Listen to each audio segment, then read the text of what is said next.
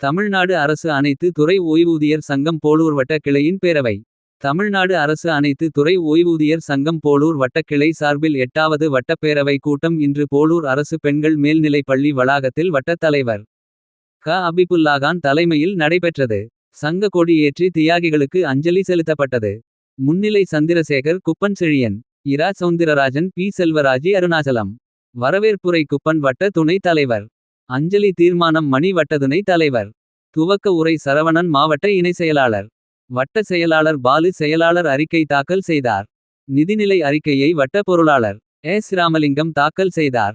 தீர்மானங்கள் முன்மொழிதல் தோழர் சந்திரசேகர் நிம்மிஜான் முகமது நூருல்லா. வாழ்த்துரை தீபக் மணி SBI முதன்மை மேலாளர் போளூர்.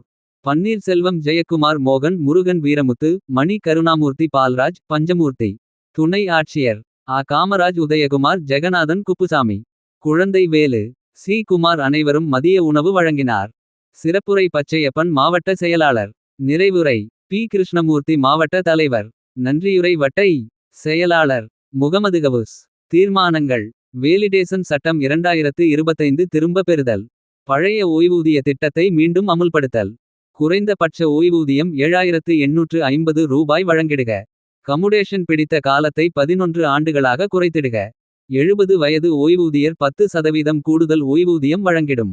அனைத்து அரசு அலுவலகங்கள் காலி பணியிடங்கள் நிரப்பிடுக.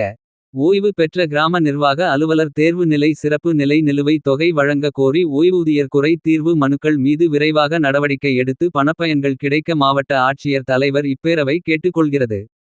தாழ்வுதள பேருந்து இயக்க வேண்டும் உட்பட பல தீர்மானங்கள் நிறைவேற்றப்பட்டன.